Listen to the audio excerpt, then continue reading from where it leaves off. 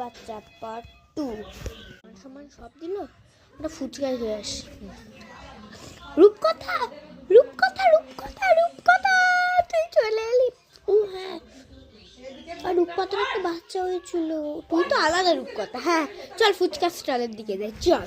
কাকা ফুচকা দাও, দাও একটা, আমি একটা খাবো। হ্যাঁ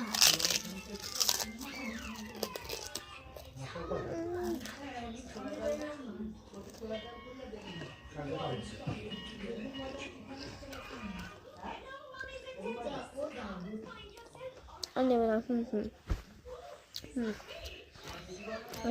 বাই বাই।